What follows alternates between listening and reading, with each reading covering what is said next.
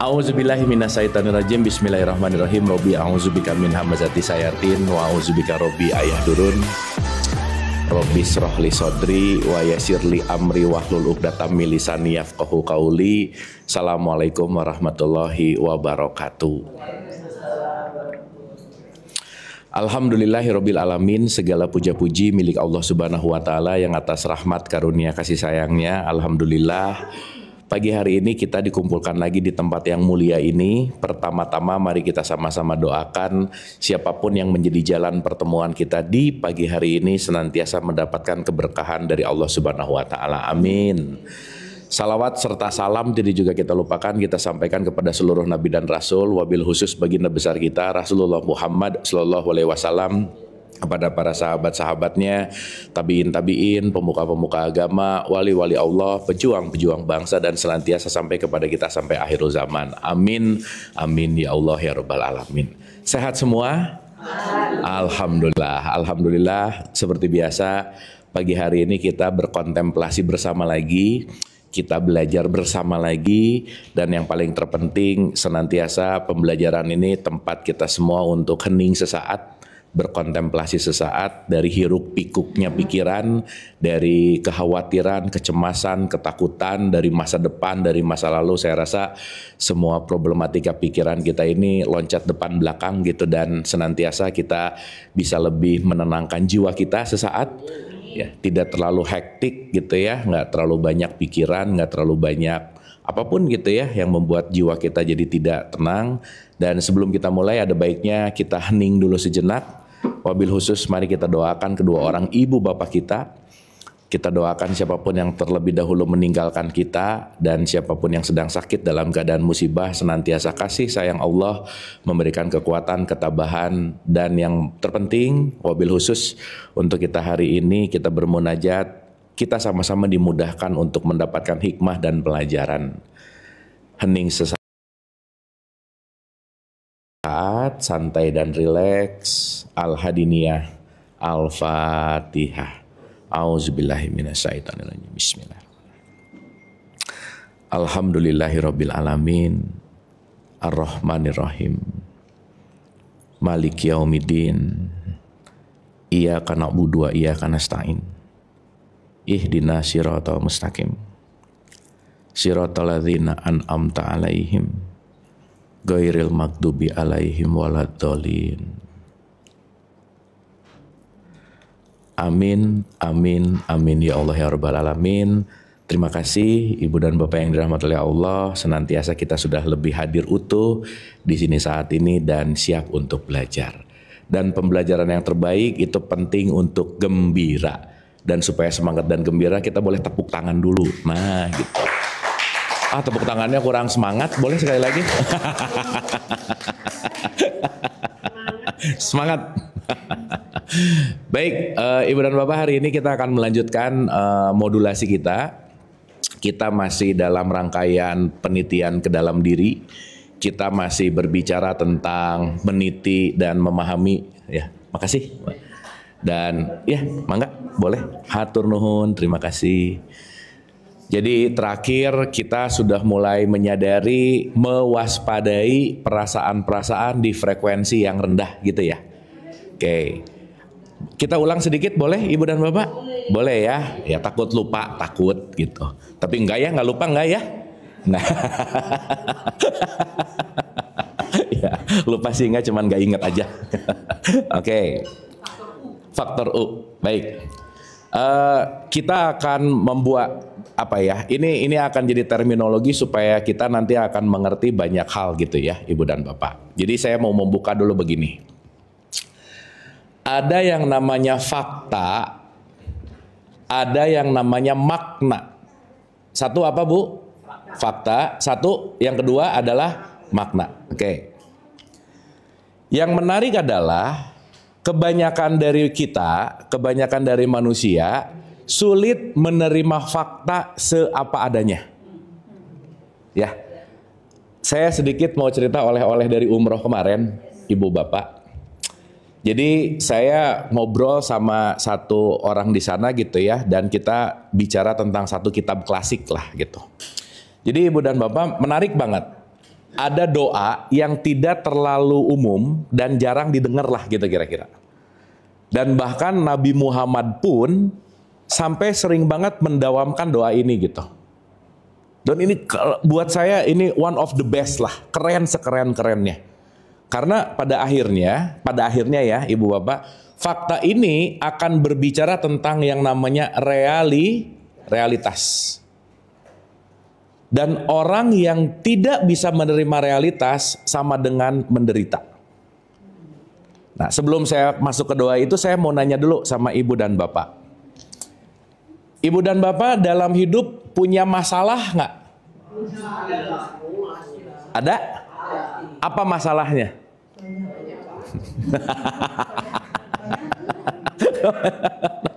Langsung ya, pokoknya dengar kata masalah tuh rata-rata langsung banyak gitu kira-kira.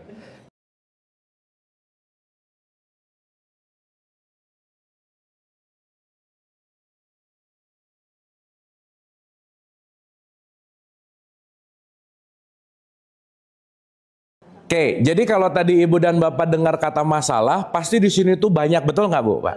Oke. Saya kasih contoh analogi begini Ibu Bapak. Kalau kita baca satu buku terdiri dari ratusan lembar, betul? Satu lembar terdiri dari beberapa paragraf. Satu paragraf terdiri dari beberapa kalimat. Satu kalimat terdiri dari beberapa kata. Satu kata terdiri dari beberapa huruf. Betul? Berarti sebuku raya Ibu Bapak cuma membolak-balikan 26 huruf, betul nggak? Iya. Nah. Jadi ada bahasa gini, kalau kita tidak melihat simpleks dari sesuatu, simpleks itu sesuatu yang simple, kita akan ribet hidupnya gitu. Yang menarik adalah kalau dengar kata masalah, simpleksnya itu jadi hilang. Nah, saya mau menggarisbawahi begini Ibu Bapak. Ibu Bapak tadi ngomong masalahnya banyak, sebenarnya base dari semua masalah hidup itu cuma dua, Bu, Pak. Cuma ada dua aja.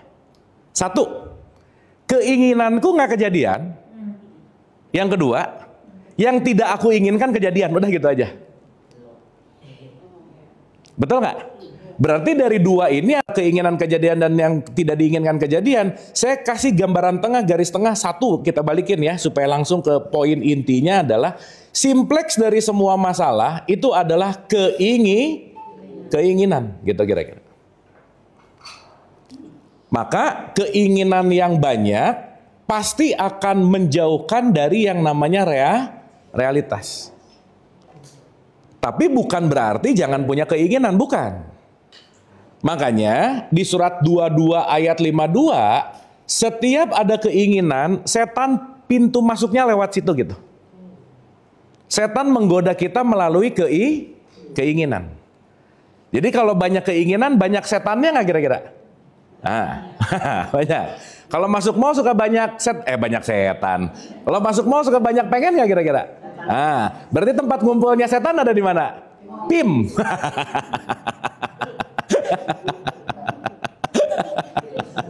Sip ya. Oke. Nah, yang menarik Ibu dan Bapak, maaf ya, banyak orang pengen terlepas dari masalahnya tapi tidak melihat simpleksnya, melihat kompleksnya. Pengen ngerubah orang lain tapi tidak ingin merubah makna gitu kira-kira. Contoh ya. Kita pemanasan dulu sedikit ya. Nah, bismillah nih. Karena nanti ini akan ada kaitannya sama Isra Mi'raj. Kan kita mau Isra Mi'raj nih. Ada kaitannya sama sholat. Ada kaitannya sama level kesadaran. Kita ini inti basicnya ada di sini gitu. Seperti biasa pembahasan-pembahasan kita bikin simpleks. Supaya apa? Supaya kita keluar dari pembelajaran ini bisa diaplikasikan gitu kira-kira. Karena mending tahu satu teraplikasi daripada tahu 100 tapi jadi teori gitu Bu, Pak. Setuju ya? Jadi kalau sekarang ada orang tahu banyak tapi tidak teraplikasi, ya jadi cuman kumpulan pengetahuan. Bagus sih, tapi tidak merubah hidup gitu. Sampai sini oke dulu? Sip ya? Nah, pertanyaan. Jadi saya ulang dulu, di sini datangnya sebuah keinginan itu akan sangat membuat kita untuk bentrokan dengan yang namanya realitas atau fakta. Contoh, saya nggak pernah bosan pengen mengulang-ulang dengan contoh ini. Ibu dan Bapak, orang itu menyebalkan gara-gara dia menyebalkan atau gara-gara aku memaknai dia menyebalkan? Yang mana? Aku memaknai. Berarti kita kesal sama orang, kita benci sama orang, kita nggak suka sama orang, gara-gara orangnya atau gara-gara maknanya?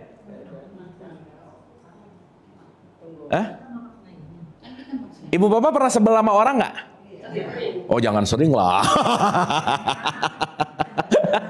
Udah di usia-usia segini jangan sering-sering lagi lah ya. Jangan. Kalau sering capek nanti gitu. Adalah ya sebel sama orang. Pertanyaan, sebel itu kan gara-gara bukan dia begitu, betul nggak? Tapi nggak cocok dengan keinginanku. Betul nggak? Maka setiap keinginan akan memunculkan makna. Wah menarik deh Bu, Pak. Saya mau spill ke ujungnya ya. Kalau kita sering dengar kata-kata kemelekatan, kemelekatan tertinggi dalam hidup adalah ketika kita melekat kepada makna, satu makna. Selesai. Karena kita tidak mampu merubah makna. Contoh. Nih ya, saya kasih contoh. Ya Bapak, kita bikin ininya dulu ya. Bikin bagan-bagannya dulu ya, supaya nanti masuk ke pembahasannya jadi enak gitu. Contoh. Fakta yang sama dimaknai berbeda, hasilnya beda nggak? Contoh. Ini saya paling gampang tuh kalau tipikal orang lagi pacaran, Bu. Pacaran nih. Dulu waktu PDKT, dia saking sayangnya, saking senangnya, ngasih lagi, taunya belakangan, waktu ngasih happy itu pasti, betul nggak Bu, Pak? Nah, taunya belakangan, taunya orang ini tahu nyebelin, gak cocok, akhirnya putus gitu. Setelah putus, pemaknaan waktu ngasih, waktu pacaran itu happy banget, tapi waktu putus, rugi bego banget ya gua, kenapa dulu ngasih itu ya gitu. Dikasih sebelum. Bisa berubah nggak maknanya? Bisa. Padahal memberikan ke orang yang sama, tapi karena beda pemaknaan, yang satu akan menimbulkan kebahagiaan, yang satu akan menimbulkan yang namanya rasa penyesalan. Betul nggak Bu, Pak? Yes. Berarti pertanyaannya, fakta ini selalu tidak pernah bisa kabur dari realitas, tetapi fakta apapun tergantung dari bagaimana kita melakukan yang namanya makna. Contoh lagi, menurut ibu dan bapak, memaafkan susah atau mudah? Kenapa susah? Kenapa kita susah memaafkan coba? Rasa egois. Tapi inti dari susah memaafkan, karena kita tidak mampu merubah makna. Betul nggak? Karena kita melekat kepada satu makna itu, ketika kita nggak bisa melepaskan makna lama, maka kebencian itu nggak akan pernah hilang, Bu, Pak. Dan yang paling rugi adalah orang yang melekat kepada satu makna, orang yang tidak mampu melepaskan makna lama. Maaf ya, itulah yang namanya melekat, atau kalau boleh saya bilang pakai bahasa Quran, itu yang disebut orang-orang musyrik gitu kira-kira. Musyrik itu artinya mempersekutukan Allah. Oke? Allah itu artinya realitas. Berarti orang yang menolak realitas mempersekutukan Allah nggak kira-kira? Maka pasti hidupnya nggak bahagia. Contoh. Nih ya, contoh dulu. Ibu dan bapak, semua fakta yang hadir dalam hidup kita.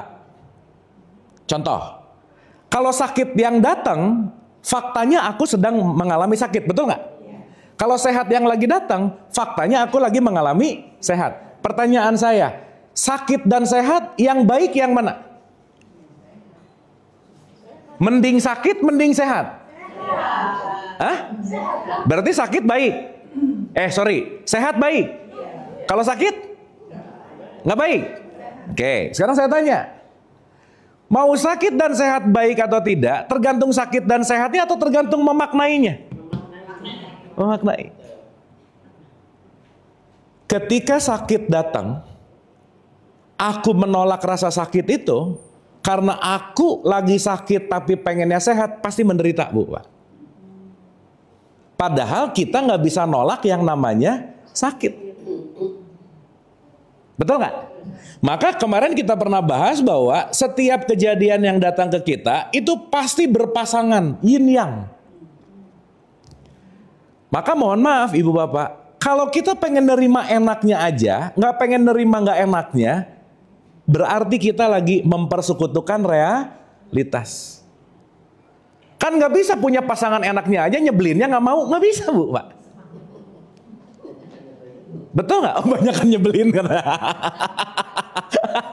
Tapi ya udah ya, pasangan dan anak dan keluarga dan apa, itu memang tempat pembelajaran gitu, nggak bisa enggak. Nah, ditelan aja, betul. Nah, artinya kenapa saya mundur dulu ke sini? Bahwa tidak akan ada hidup yang akan selaras dengan kehidupan yang diinginkan oleh Allah, kalau kita bahas kepada teologis, selama kita tidak punya kemampuan untuk menerima yang namanya realitas atau yang namanya fakta. Nah, dalam bahasa Quran, fakta yang terjadi namanya musibah gitu. Ibu Bapak pernah dengar kata musibah nggak? Iya. Dan kadang-kadang musibah langsung dianggap buruk nggak? Iya. Padahal buruk atau tidak bukan apa yang datang, tapi bagaimana kita menempatkan maknanya di situ. Sampai sini oke? Berarti Ibu Bapak kalau pengen bahagia, yang penting dilakukan adalah merubah realitas atau merubah makna? Udah itu aja. Wah, keren, udah. Ini kan top lah gitu. Ini cuman review-review aja kan gitu. Nah, berarti kalau saya sekarang masih susah maafin orang, cobalah bukan pengen ngerubah dia, rubahlah makna bahwa satu, ya memang programnya begitu. Makanya kan kalau di tradisi Jawa, Ibu dan Bapak, puncak dari semua ilmu ke Jawa, itu bahasa kerennya disebut nerimo. Nerimo itu artinya, ya kita nggak bisa melampaui apapun dalam konteks kehidupan sebelum ada kata-kata yang namanya penerimaan. Dan semua kekeosan hidup, semua pasti datang karena adanya penolakan. Dan penolakan datang pasti karena ada keinginanku. Aku tuh pengennya, mulai itu.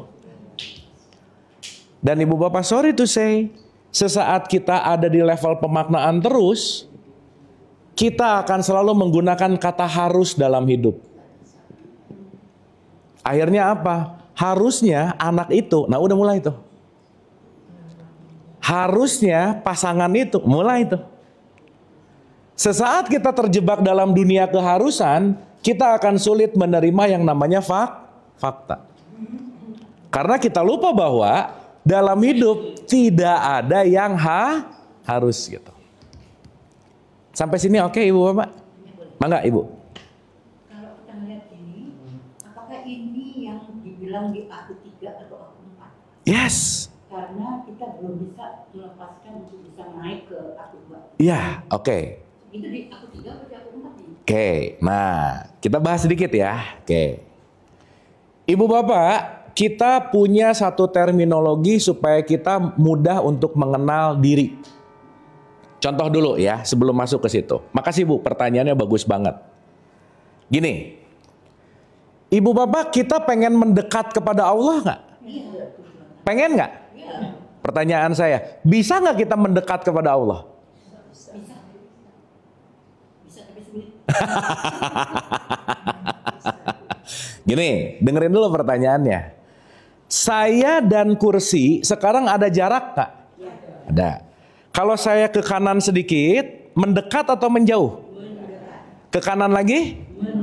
Kalau saya dari sini terus saya ke kiri, mendekat atau menjauh? Saya bisa mendekat ke kursi nggak? Kenapa? Karena ada jarak dan saya memilih memperkecil jarak antara saya dengan kursi. Oke? Oke. Nah, sekarang saya mau nanya. Kita sama Allah ada jarak nggak? Enggak. Kan di dalam diri. Nah, Ya, nih. Ulang ya, ulang. Allah itu meliputi.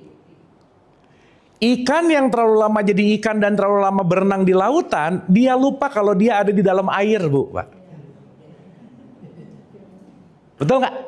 Saking dia tiap hari ada di air, dia berenang di air. Contoh aja, ibu bapak sesaat kita udah mengenakan pakaian, diingat-ingat lagi nggak aku lagi pakai baju?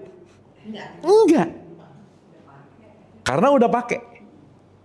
Berapa persen kita sadar kita lagi pakai baju? Sedikit banget. Kenapa? Begitu dipakai, udah nggak dipikirin. Kenapa? Aku dan baju sudah menyatu. Betul nggak? Jadi kita nggak usah jauh-jauh ke Allah dulu lah. Ibu dan bapak sama baju yang dikenakan dekat nggak? Udah bukan dekat lagi, berserta. Nempel. Lekat.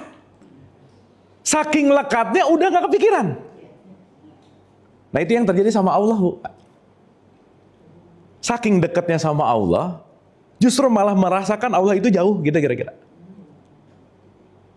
Jadi kalau tadi saya nanya, bisa nggak kita mendekat kepada Allah? Jawabannya nggak bisa. Kenapa? Gimana mau dekat sama Allah orang bareng tiap saat? Betul nggak? Jadi kalau ada kata-kata, aku mau berjalan menuju Allah. Nah berarti dia nggak ngerti gitu. Meskipun kata-kata ini memang kata-kata yang dalam konteks teologis, it's okay lah. Tetapi kalau kita masih memikirkan jarak antara aku dengan Allah, kan gini ya, maaf banget nih, ini di masyarakat umum suka ngomong ini. Ya udah pokoknya ya, kita serahkan segala sesuatu kepada yang di atas. Betul ya Bu ya? Kepada yang di mana? Jadi kalau ibu dan bapak ngomong kepada yang di atas, Allahnya ada di mana? Di langit. Apalagi dengan statement-statement, Allah ada di langit ke-7. Kita ada di langit ke-1. Kita dan Allah lagi menuju jauh. Jauh banget. Cuman perumpamaan. Berarti pertanyaannya ibu bapak, ada nggak satu detik kita nggak bareng sama Allah? Ada nggak? Nggak ada. Oke dulu sampai sini. Oke. Jadi pertanyaannya, tidak pernah ada jalan menuju Allah karena Allah bareng terus sama kita. Yang terjadi, kitanya tidak sadar. Saking Allah baik sama kita, saking Allah dalam tanda petik memberikan berkah sama kita, saking dekatnya sama kita, justru malah kita nyari yang jauh dan yang gak ada gitu kira-kira. Ya kan kemarin saya umroh ya ibu bapak, terus saya nanya, emang ketemu Allah harus ke Mekah gitu? Emang Allah nongkrong di Ka'bah gitu kan? Enggak dong. Masa Allah di situ? Kan disebut rumah Allah gitu. Sementara di Quran ngomong, robahazal bait, jangan menyembah rumahnya, sembahlah pemilik rumahnya. Jadi kan perjalanan-perjalanan kemana tuh bukan mau ketemu Allahnya di mana, bukan. Tapi ada suatu perjalanan yang esensi nanti kita akan ngerti. Nah, makasih Bu, jadi mengingatkan ini. Oleh karena itu, tidak ada hal yang bisa memisahkan kita dengan Allah kecuali kitanya nggak sadar gitu Bu. Jadi kalau ada yang ngomong, aku tuh sendiri, ibu bapak kita nggak pernah sendiri. Gimana mau sendiri orang dia bersama kamu di mana saja kamu berada. Hal yang paling gak mungkin terjadi dalam hidup adalah sendiri itu gak mungkin. Kenapa? Karena teman sejati kita ya Allah. Makanya kalau di surat 51 ayat 49, sedikit ya kita ngomongin dalam perspektif tasawuf nih. 51:49. Aku menciptakan segala sesuatu berpasang-pasangan. Sekarang saya tanya, ibu bapak kalau dengar kata berpasang-pasangan yang kepikiran apa? Mantan. Aduh, ini di circle-circle gini masih ngomongin mantan ya, luar biasa. Ya, usia-usia 27-an tuh begitu ya, memang lagi lucu-lucunya ya. 27 kebalik sih ya, 72 yang apa-apa sih ya. Nah, sekarang yang jadi pertanyaan adalah, yuk kita renungkan sedikit gini Ibu Bapak. Maaf ya. Allah sebagai holik, pasangannya hanyalah makhluk sebagai yang diciptakan. Jadi ibu bapak, mari kita sama-sama agak dalam memaknai pasangan. Pasangan sejati kita sebagai makhluk hanyalah Allah yang jadi holiknya, titik. Maka mau nggak mau, suka nggak suka, itulah kenapa pasangan sejati kita tuh ya hanya dia gitu. Makanya kalau dalam perspektif tasawuf ibu bapak, pernikahan itu ada 4 layer. Nomor 1, nikah dulu sama Tuhan, baru nikah sama makhluknya gitu. Karena kalau kamu sudah menikah dengan Allah, kamu sudah tidak membutuhkan cinta. Kenapa? Karena kamu sudah dipenuhi oleh cintanya Allah. Maka ketika kamu menikah dengan makhluknya, tugasmu hanya memberikan cinta, bukan mengharapkan cinta dari makhluk. Gitu loh Bu. Ini kalau dilanjutin jadi ceramah pernikahan sih, tapi cukup aja ya, udah dulu gitu. Gak apa-apa. Tapi dapat ya? Nah, berarti pertanyaannya, hal yang paling gak mungkin dalam hidup adalah terpisah dari Allah. Dan nanti kita akan mengerti ibu bapak betapa kasih sayang Allah. Ada satu statement dari Nabi Muhammad sebelum nanti saya cerita yang tadi. Kasih sayang Allah selalu mendahului murkanya. Jadi kalau Allah mau marah, disalib sama kasih sayangnya nggak jadi bu pak. Allah mau mengazab, disalib lagi sama kasih sayangnya, gak jadi. Jadi ibu bapak, sorry to say, hal yang paling susah dalam hidup itu masuk neraka bu pak. Kenapa? Karena Allahnya kasih sayang banget gitu. Contoh aja, ibu bapak pernah tahu esensi pertanyaan kubur nggak? Pertanyaan kubur yang sering dibahas di banyak umum, kan nomor 1 apa coba? Manrob buka. Saya mau nanya, menurut ibu bapak itu pertanyaan yang mudah nggak? Mudah banget tinggal jawab Allah, betul nggak? Coba kalau pertanyaan kubur, Abu, menurut pandangan filsafat, apa perbedaan wujud, mawujud, dan mahiyat? Pusing bu, Pak. Betul nggak? Apa esensi ketauhidan menurut Ibnu Arabi gitu? Pusing. Tapi pertanyaan Allah cuman, man robuka? Allah, surga. Betapa Allah ingin memudahkan kita untuk selalu bersama dia. Betul gak bu pak? Yang ribet ini nih, mau-maunya. Yang ribet adalah konsep-konsepnya gitu. Sehingga hari ini ketika dikatakan bahwa aku sesuai dengan persangkaan hambaku. Betul gak bu pak? Jadi ngelihat, ya Allah, engkau kenapa memberikan aku azab yang besar? Engkau kenapa menguji aku dengan kesulitan-kesulitan ini? Akhirnya apa? Kita punya perspektif terhadap Allah, bukan Allah pemegang hukum, tapi Allah sebagai penghukum, gitu bu. Emang Allah menghukum kita? Enggak, tapi Allah punya hukum. Di mana setiap hukumnya pasti ada konsekuensi. Al-Fatihah ibu bapak, coba kebayang nggak? Bismillahirrahmanirrahim. Ini kalau hatinya yang bunyi bu pak. Atas namamu ya Allah yang penuh dengan welas asih. Alhamdulillahirabbil alamin. Segala puji hanya Engkau deh. Ar-Rahmanir-Rahim diulang. Malik Yaumiddin. Engkau adalah kasih sayang yang meraja. Coba gimana Bu Pak? Kalau mau pakai bahasa, kalau kamu berjalan kepada aku lari sama kamu. Coba. Kalau kamu pun lari, mungkin aku terbang dan seterusnya. Yang akhirnya apa? Justru pendekatan diri kepada Allah sesuatu yang sangat tidak susah sebetulnya. Jadi ibu bapak, maaf ya, tidak ada jarak antara kita dengan dia gitu. Nah, dalam perspektif ini, maka kalau kita masih ngomong Allah itu dia, engkau, berarti masih di luar diri nggak kira-kira? Maka di surat 20 ayat 14, dirikanlah sholat untuk mengingat aku. Berarti ibu bapak, Allah ini juga bagian dari aku nggak kira-kira? Iya. Tetapi aku di sini nanti punya yang namanya layer, kayak kulit bawang gitu kira-kira. Lapis-lapis, betul. Sehingga ibu bapak maaf ya, kita udah pernah bahas sedikit, memang Kebanyakan orang berpikir bahwa mau kembali kepada Allah itu dari titik A menuju titik B gitu. Seakan-akan seperti saya mau mendekat kepada kursi. Tidak.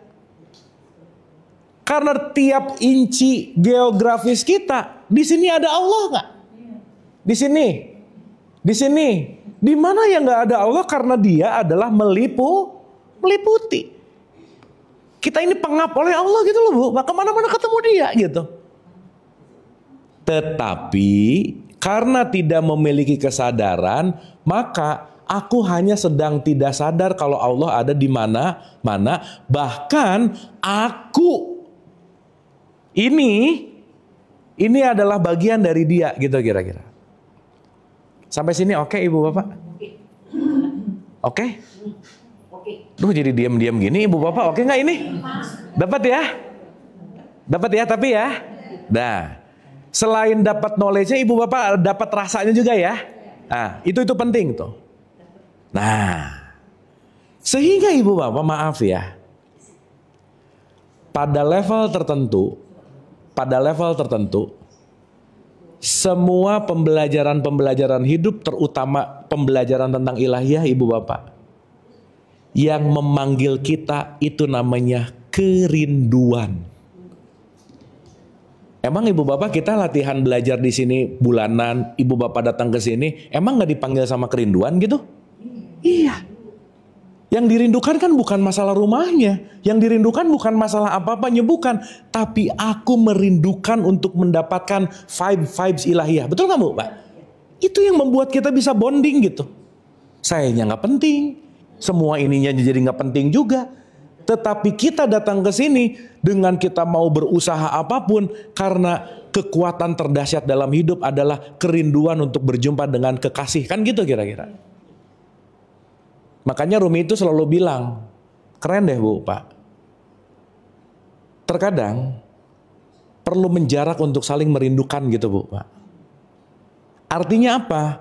Sesaat kita menjauh dari aku satu, di mana aku satu ini sering saya sebut sebagai true source, sumber. Dipercikanlah kita menuju aku dua, inilah yang disebut ruh. Dari lautan menjadi tetesan. Tapi semua tetesan datang dari lautan yang tunggal. Di mana aku tiga menampil dalam bentuk yang namanya jiwa, dan aku empat menampil dalam bentuk yang namanya jasad. Jadi Ibu Bapak, kalau kita ngelihat orang lain, kita cuman lagi melihat tampakan luarnya Allah. Udah gitu aja kira-kira. Tapi isinya dia bukan Bu Pak. Kalau kita tahu bahwa setiap orang isinya adalah Allah, kuasa nggak kita ngerendahin orang ini? Nggak bisa Bu Pak. Maaf ya. Bagi orang yang tidak sadar Allah, ketika ngelihat orang itu dalam konteks pandangannya bahwa jabatannya lebih rendah, status sosialnya lebih rendah, dengan sangat mudah menghina Allah, kamu ya.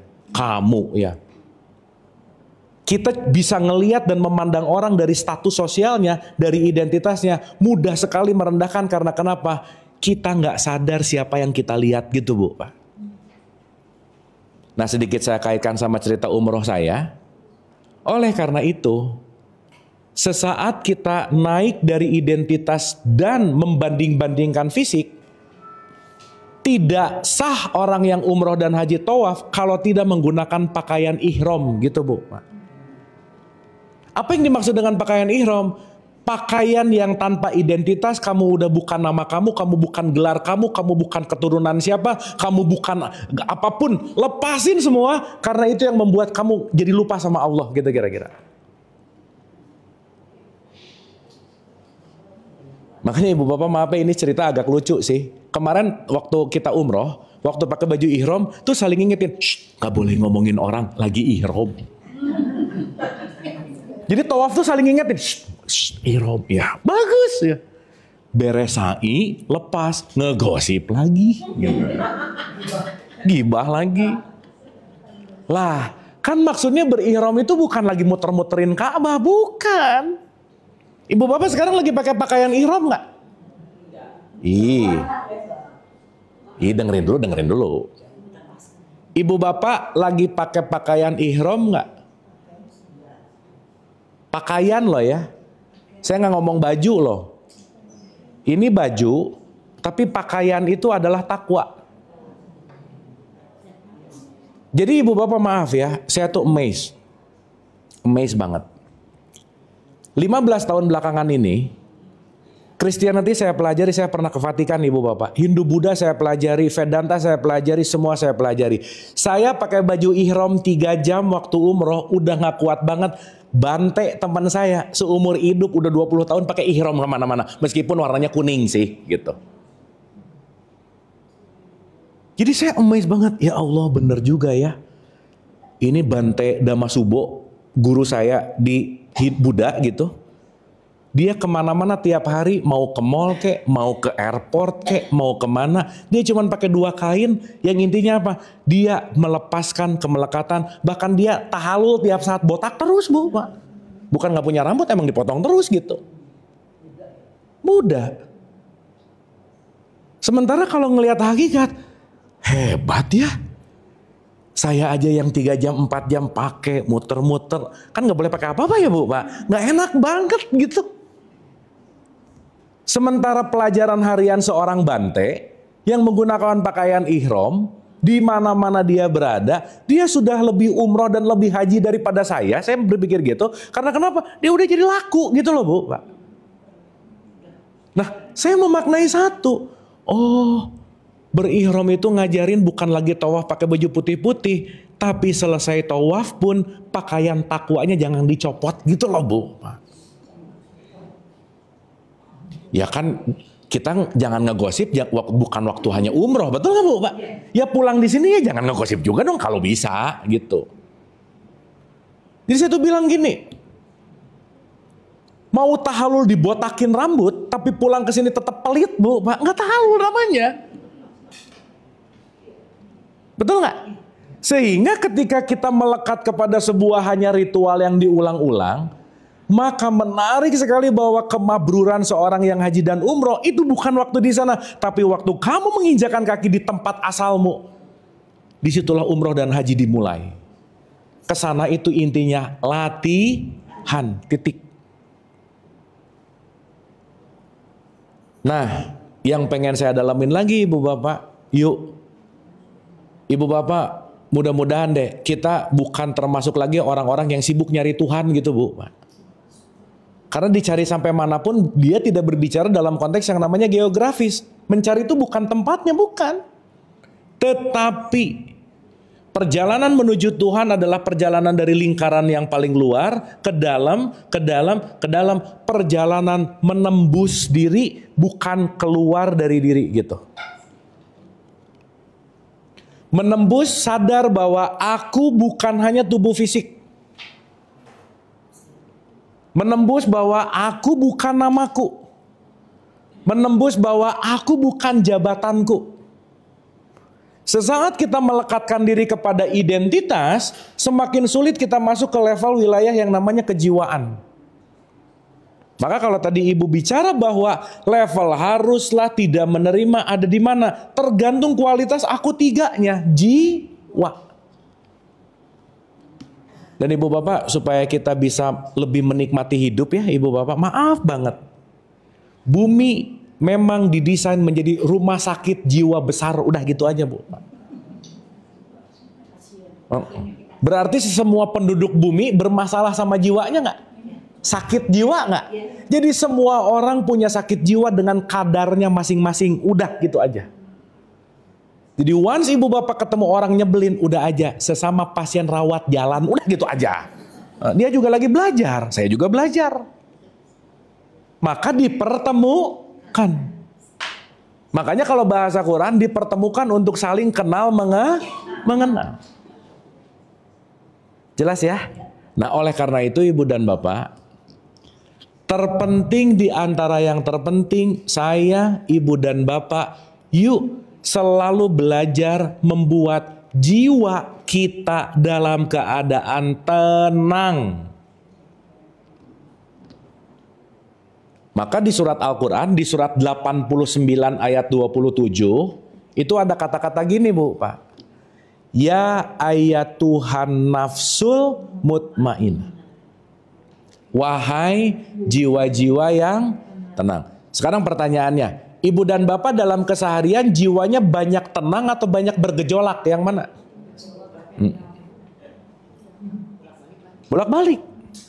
Tetapi kalau Ibu Bapak mulai menyadari, begitu bergejolak, sadar aku sedang bergejolak. Ibu Bapak maaf ya, kebanyakan orang dia nggak sadar jiwanya lagi bergejolak. Kebanyakan orang nggak sadar bahwa dia lagi sakit hati, dia lagi marah, dia lagi benci, dia lagi julid, dia lagi iri, dia lagi dendam. Itu nggak sadar. Kenapa? Bagaimana mau menyadari jiwanya? Yang dia perhatikan adalah faktor eksternalnya terus gitu kira-kira. Sampai sini pertanyaan. Yang bisa membuat jiwa kita tenang siapa Bu, Pak? Diri sendiri. Terus kita selalu ngarep, aduh semoga deh semuanya sesuai dengan keinginanku. Ngelihat gini nggak cocok, kamu tuh nggak sesuai sama keinginanku, kamu berubah dong, gitu Bu. Kita terlalu sibuk pengen merubah semua sesuai dengan keinginanku, sama dengan kita sedang mencari yang nggak ada dalam hidup. Ibu Bapak jangan lupa, salah satu rumus penting dalam hidup, semua orang akan menjalankan sesuai dengan keinginannya, bukan keinginan kita. Udah gitu aja.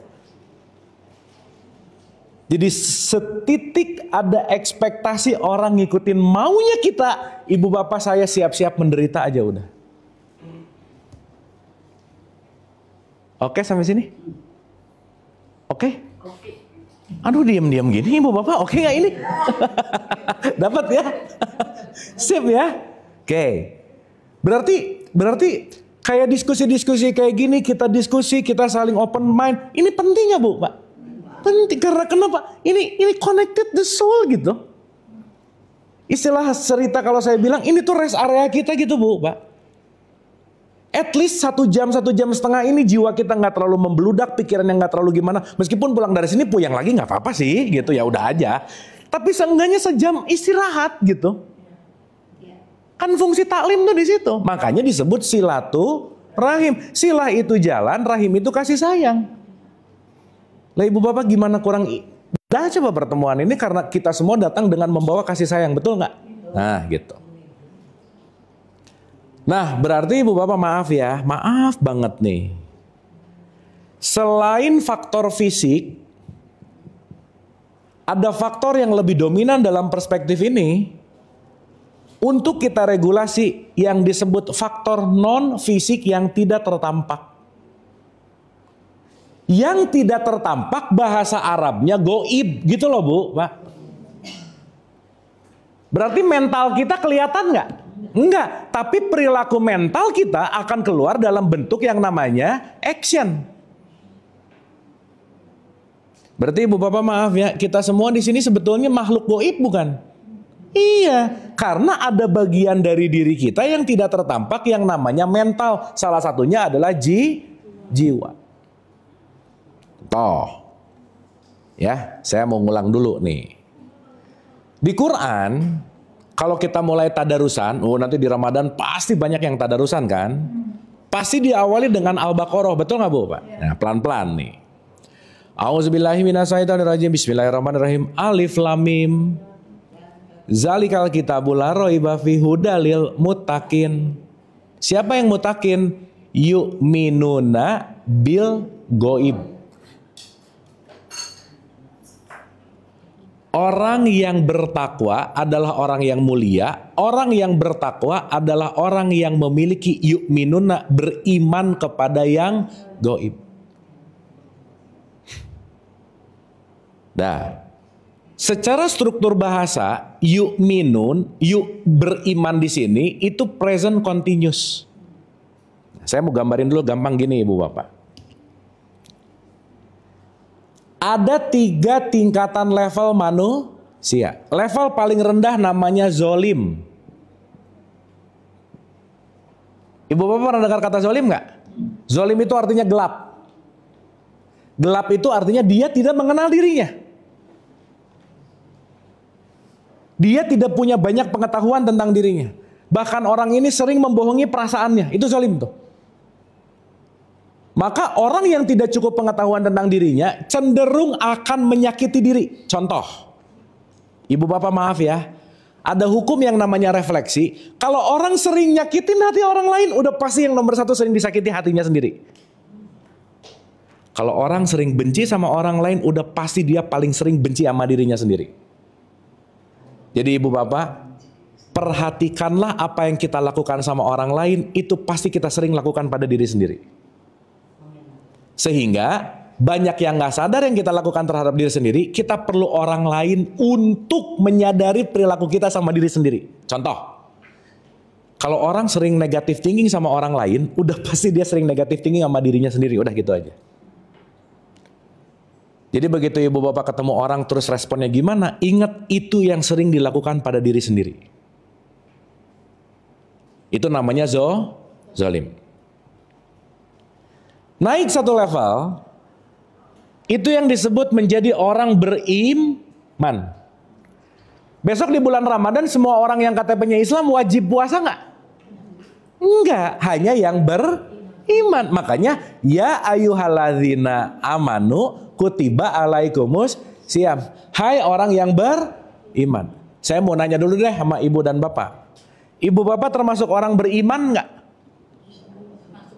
Oh insya Allah. Oh nggak pede ya?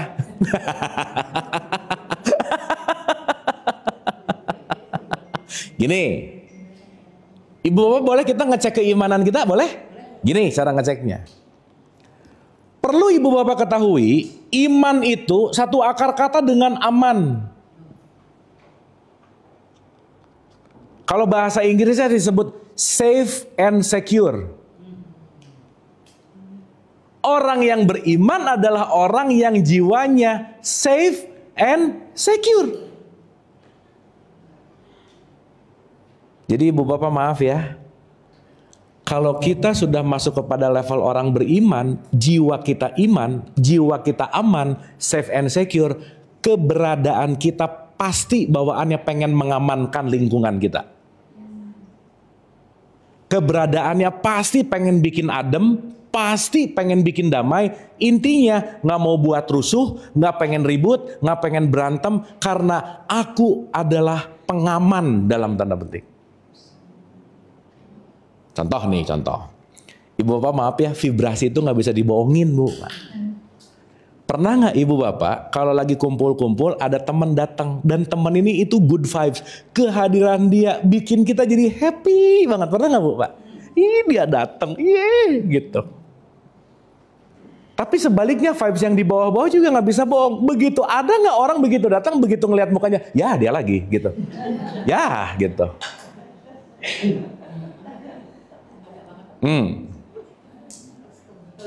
Makanya ibu bapak, salah satu indikator husnul khotimah atau tidak, keberadaan kita dirindukan gak sih gitu.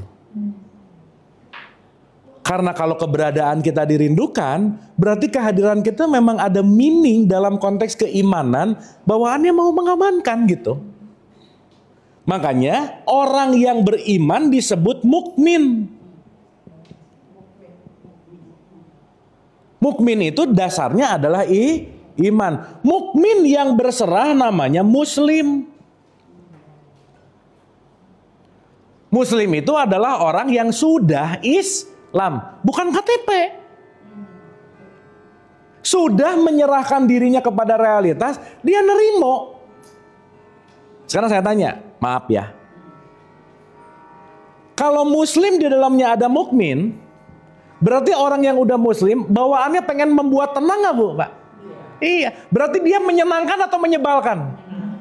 Jadi simpel ibu bapak, siapa itu non muslim? Orang yang nyebelin, udah gitu aja. Pernah dengar kata non muslim gak? Sekarang non muslim dianggap orang yang agamanya bukan Sekarang saya tanya, agamanya pun Islam tapi buat perbuatannya bikin chaos, bikin rusuh, nyebelin gak? Nyebelin.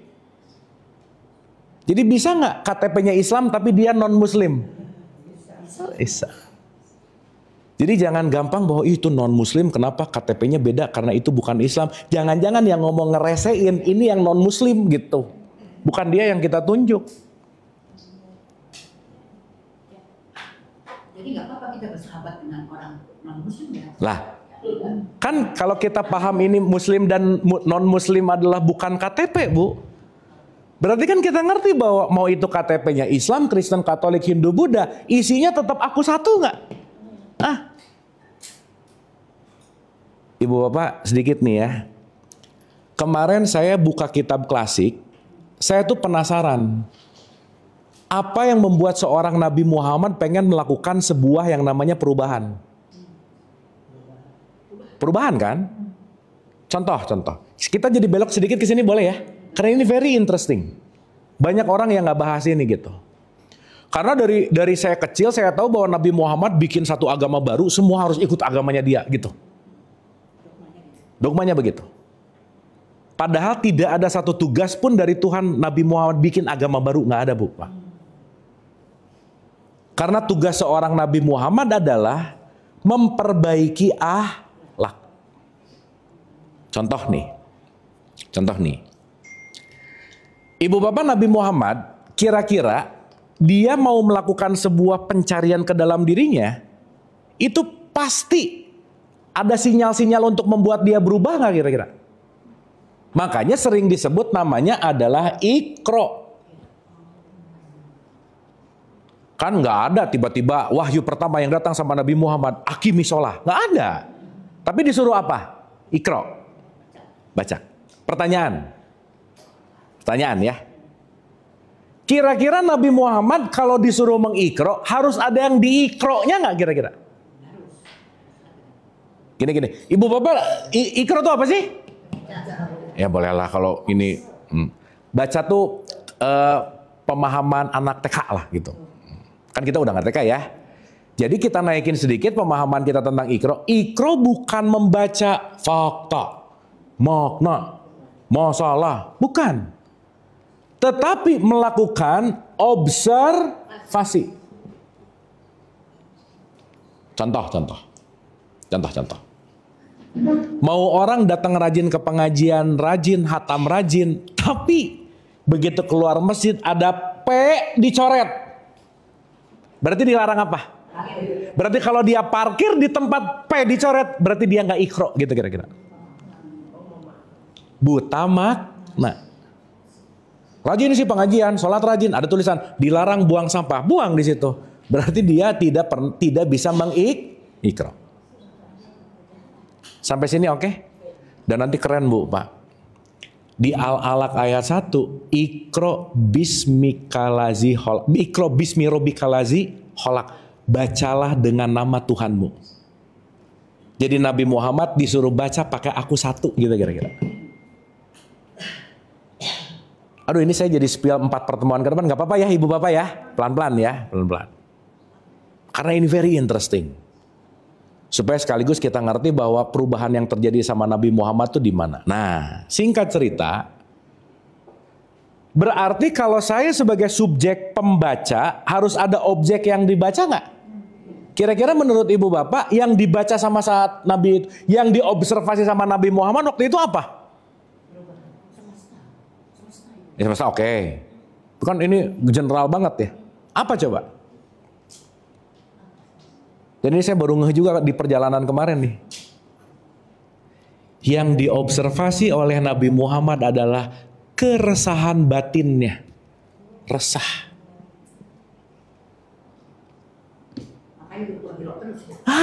Tahu bener.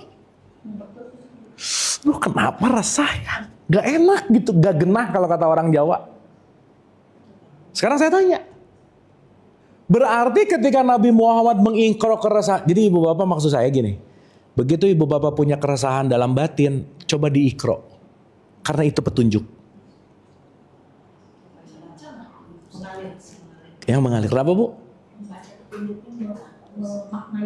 Nah, berarti ketika setidaknya begitu ada keresahan saya terima dulu, nanti petunjuk datang Bu. Gimana? Gimana caranya? Nomor 1, diakui dulu kalau aku lagi nggak oke gitu misalnya. Jangan didinai. Segini ya, maaf. Ada keresahan dan perasaan yang nggak enak, kebanyakan orang jangan dirasain.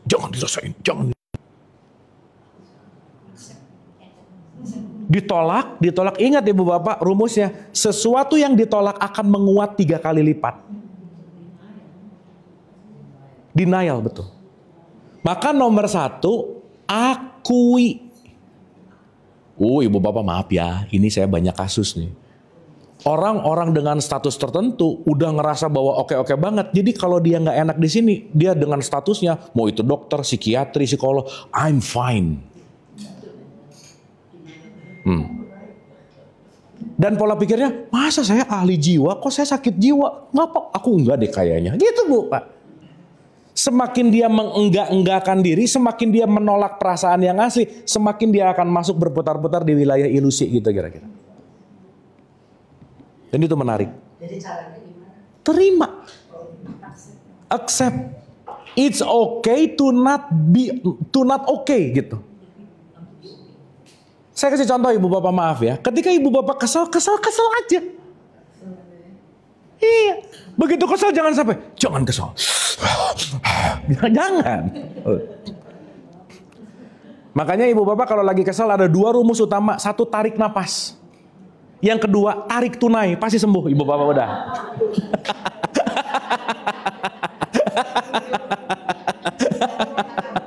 Iya, kalau udah tarik tunai biasanya lebih lega sih, biasanya. Iya, 1 lagi habis ini. Habis itu nanti kita masuk ke 1. Nah, ibu dan bapak, ternyata dari 1 kitab klasik ini nih, tidak ada satupun faktor agama yang membuat ingin Nabi Muhammad memperbaiki seluruh wilayah Jazirah Quraisy di situ, Arab Quraisy gitu. Bukan urusan agama. Gak ada bu, Pak. Tidak ada perang yang base-nya gara-gara agama, gak ada. Gak ada keributan yang base-nya gara-gara agama, gak ada. Jadi kalau sekarang ngomong ada kafir Quraisy sama orang Muslim, itu seakan-akan ini kafir ini Muslim jadi berantem gara-gara Islam, gara-gara jadi agama. Gak ada satupun tentang itu. Tapi ibu bapak, ini menarik banget. Nomor 1, yang diresahkan oleh seorang Nabi Muhammad yang pertama kali membawa dia pengen berubah, itu urusan moral, bu, pak. Contoh. Ibu bapak, kalau kita lagi masuk ke dalam sebuah society, mau nggak mau di situ ada kebiasaan, betul nggak? Yang namanya udah biasa, bisa jadi dianggap jadi benar. Oke? Contoh. Jangan sekali-kali kalau di daerah Jawa habis makan, jangan, nggak sopan.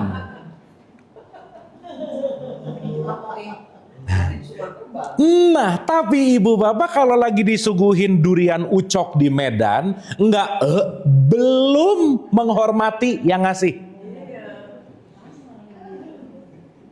Paham maksud saya? Berarti bersendawa tergantung lokasi gitu. Lihat-lihat dulu ini kebiasaannya seperti apa. Nah, maaf ya. Masyarakat Quraisy pada ibu bapak ini saya kalau ceritain sedih sih, tapi ya fakta ya. Pas 2 hari yang lalu saya ketemu sama ahli, saya cerita dulu sini, nanti saya cerita pertemuan itu. Jadi ibu bapak maaf ya. Pada saat itu Nabi Muhammad terlahir di sebuah society yang membenarkan dan membiasakan bahwa perempuan tidak dianggap manusia. Dah gitu. Jadi begitu Nabi Muhammad, ini teatrikalnya, begitu Nabi Muhammad brojol, udah ngelihat bahwa perempuan jadi budak, diperjualbelikan, diperlakukan tidak layak, nggak dapat warisan, dihina, dijual lagi, jadi objek seksnya aja, jadi apa aja. Itu udah masuk ke dalam subconsciousnya Nabi Muhammad. Pertanyaan, nurani tetap nyala nggak bu, Pak? Begitu semakin dia naik dan semakin dia dewasa, ada perasaan kira-kira gini, kayaknya nggak gitu deh. Ibu, bapak, kemarin saya ketemu sama dokter lulusan Turki, Ustazah. Beliau peneliti kesetaraan gender dalam perspektif Islam. Saya sedih banget dengar kata gini dari satu fakta gini ya ibu bapak, maaf ya. Sampai ada pertanyaan gini sama perempuan. Perempuan harus sholat nggak ya? Kenapa? Kan bukan manusia. Coba bu pak. Yang ngomong itu siapa? pada saat itu, perspektif zaman itu, perempuan itu tidak dianggap sebagai manusia. Jadi nggak usah sholat gitu. Ya kalau nggak manusia apa ya? Sekarang saya tanya ibu bapak, maaf ya. Kira-kira perspektif itu dalam tanda petik, perspektif waras atau kurang waras? Iyalah. Anak perempuan, ibu bapak maaf ya, ini fakta nih. Pada saat itu kalau ada orang Arab lahir dan punya anak perempuan, satu pasti marah, yang kedua malu, yang ketiga pilihannya dikubur hidup-hidup.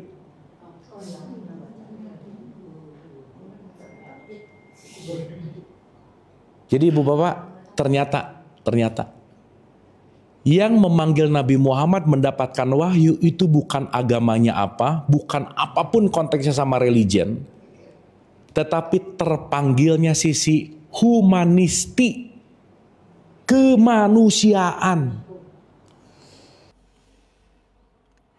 Jadi Nabi Muhammad itu datang untuk misi kemanusiaan, bukan misi keagamaan gitu loh Bu. Gak ada kok. Teman-teman yang Yahudi, Nasrani, dia bantai, dia abisin, gak ada. Yang ada, jadilah Yahudi yang baik, jadilah Nasrani yang baik, jadilah Majusi yang baik, mari kita bersatu. Makanya semangatnya adalah tauhid. Artinya apa? Semangat yang namanya persatuan. Nah singkat cerita, nanti ini ada 3 faktor ya, nanti kita bahas satu-satu. Jadi maksud saya ibu bapak maaf ya, kalau sekarang kita jadi orang Islam yang benci sama agama lain, ngikutin siapa sih gitu? Aneh banget. Tapi jadi aneh yang gini sih gitu. Karena kenapa? Mayoritasnya begitu. Kan tetap aja kalau di satu ruangan ada 10 orang, 9 gila, 1 waras. Yang waras tetap jadi orang gila Bu. Betul nggak? Maka Nabi Muhammad pengen merubah tatanan yang udah ratusan tahun untuk mengangkat derajat perempuan. Disebut orang gila nggak? Gila. Makanya nanti wajar kenapa Nabi Muhammad ketika ditanya siapa yang penting untuk engkau hormati, dia jawab ibu 3 kali. Kenapa? Pada saat itu perempuan tidak dianggap manusia. Abad ke-7 loh. Meskipun ini tidak terjadi hanya di Jazirah Arab, enggak sih. Di India lebih sadis lagi kalau boleh pakai sadis. Ada satu statement kebiasaan bahwa kalau suaminya mati, istrinya penting dalam hidup-hidup mengubur atau membakar dirinya sampai ikut mati sama suaminya. Kan gak make sense. Dan ibu bapak semakin mulai saya menyadari secara subjektif sih ya. Kenapa seorang Nabi Muhammad tidak dilahirkan di Nusantara, tapi di situ? Kenapa statementnya carilah ilmu ke timur, ke Cina? Yang jangan-jangan peradaban Nusantara tuh jauh lebih spiritual daripada mereka gitu. Nenek moyang kita, leluhur-leluhur kita jangan-jangan jauh memiliki kesadaran yang udah puncak. Tapi kalau sekarang ngomong, maaf ya ibu bapak, salah satu alasan Nabi Muhammad apa satu lagi coba? Dia nggak suka kalau ada orang yang tinggi jabatannya sama rendah, hukum hanya berlaku untuk yang rendah, yang tinggi nggak ada hukum buat mereka. Tumpul ke atas, tajam ke bawah. Sekarang saya tanya, sering nggak dengar dulu zaman jahiliyah? Pernah dengar gitu nggak? Tapi kira-kira ini relate sama sekarang ya? Jadi sekarang jahiliyah nggak kira-kira? Ya gitu deh, gitu. Nah jadi maksud saya, once kita melihat ini dalam sesuatu yang lebih holistik, satu poin ibu bapak, PR besar dalam hidup kita adalah selalu tetap berlatih dalam menenangkan jiwa. Karena satu level dari atas beriman itu disebut orang yang takwa gitu kira-kira. Jadi sebisa mungkin kita jangan dizolim lah ibu bapak. Di iman udah oke. Karena satu level setelah beriman, la'alakum tatakun, kamu akan jadi orang yang takwa. Nah, tipikal orang yang takwa setidaknya jiwanya lebih banyak tenangnya daripada chaosnya. Udah gitu aja. Oleh karena itu ibu dan bapak, yuk kita latihan tiap hari. Begitu jiwanya diam dulu. Terima kalau jiwaku lagi chaos. Jangan, enggak chaos, enggak apa-apa. Lupakan. Jangan, nggak bisa. Terima perasaanmu saat ini seapa adanya. Tapi bukan berarti menerima perasaan perilakunya terpapar oleh emosi, bukan contoh. No wrong feeling, yang ada wrong action. Ibu bapak kalau lagi marah, marah aja, tapi milih marahnya jangan ngancur-ngancurin piring gitu maksudnya. Mending ibu bapak kalau lagi marah mending zumba gitu misalnya. Atau line dance gitu. Lebih bermanfaat, atau beres-beres kamar, bersih-bersih dapur, apapun. Karena nanti kata kuncinya dari semua ini adalah bagaimana melepaskan yang namanya emosi atau energi gitu kira-kira. Karena nanti kata kuncinya dari semua ini adalah bagaimana melepaskan yang namanya emosi atau energi gitu kira-kira. Oke, sampai sini Ibu Bapak. Sip ya. Saya simpulkan dulu. Semoga kita dapat sesuatu dari pertemuan ini. Jadi kita 4 pertemuan ke depan akan bahas ini Ibu Bapak. Jadi maksud saya, maaf ya, ibadah jangan terlalu fokus di aku 4 gitu Bu Pak. Ngurusin rokaatnya mulu. Ngurusin bacaannya mulu, bagus, tetapi jangan lupa selesai sholat, kita jadi lebih pintar memaafkan misalnya. Selesai sholat kita jadi lebih dermawan gitu misalnya. Karena penilaian Allahnya itu bukan dari rokaatnya gitu. Tapi dari perubahan dari aku 4 naik ke aku 3, naik ke aku 2, ya nanti melebur ke aku 1 gitu kira-kira. Maka kenapa semua sistem yang paling menjadi penilaian Allah adalah bagaimana kita menjadi orang yang takwa. Dan orang yang takwa adalah orang yang dalam tanda petik waspada terhadap keburukan-keburukan batinnya. Eling lan podo kalau bahasa Jawanya. Oke ya? Nah, yuk Ibu Bapak kita latihan ulang. Ada sesuatu, diem dulu. Langsung renung, ini kalau saya ngomong gini bagus nggak? Kalau saya melakukan itu oke nggak? Kalau saya merespon ini oke nggak? Baru respon, that's good. Berhenti kita dikontrol oleh faktor eksternal, tapi ambil remote kontrol kebahagiaan, kesadaran, mau ngapa-ngapain itu adalah tanggung jawab kita gitu kira-kira. Sip ya? Dan insya Allah di kajian kita ini udah puluhan tahun kita ngaji, masa sih mau ngomongin di level aku 4 terus kan masa begitu? Level 4 ini kan syariat, fikih, ritual. Tapi yuk kita masuk kepada level-level yang lebih hakikat di mana esensinya adalah melakukan pembersihan jiwa. Sampai sini oke Ibu Bapak? Sip ya? Dapat something hari ini? Dapat ya? Kesimpulan besar. Nah, kesimpulannya dulu. Alhamdulillah. Perasaan masih jam 10 ya? Ini Jumatan sih. Ya udahlah. Iya, soalnya tadi kita mundurin ya. Insya Allah next kita start lagi lebih early, Bu. Oke. Kita simpulkan dulu ya Ibu Bapak ya. 1. Penting untuk mengulang-ulang merubah pemaknaan sesuatu, apalagi kalau selama ini kita memaknai itu hal buruk. Coba belajar memaknai ketika sakit, oh sakit gak enak, emang sih, tapi aku mau memaknai dengan sakit aku punya waktu beristirahat, dengan beristirahat aku punya waktu untuk kontemplasi. Begitu ada orang datang nyebelin, oh aku lebih memaknai dia akan mengajarkan aku kesabaran. Kenapa? Karena Ibu Bapak kalau tadi malam doa, ya Allah jadikan orang sabar, pasti besok ketemu orang nyebelin, udah gitu aja. Betul nggak? Karena sabar nggak ada di pengajian. Tapi sabar karena kita sering ketemu sesuatu yang kita nggak suka. Terlatihnya sabar atau tidak tergantung siapa yang datang dan tergantung bagaimana kita merespon. Maka Ibu Bapak, kata kunci hari ini yang paling penting adalah yuk lakukan perubahan-perubahan makna lama untuk memperbaharui makna baru dan isilah dengan makna-makna yang membangkitkan kesadaran kita.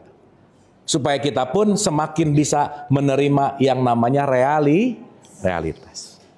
Karena kita nggak bisa melawan yang namanya realitas, kita hanya bisa selaras dengan yang namanya realitas. Oke Ibu Bapak? Sip?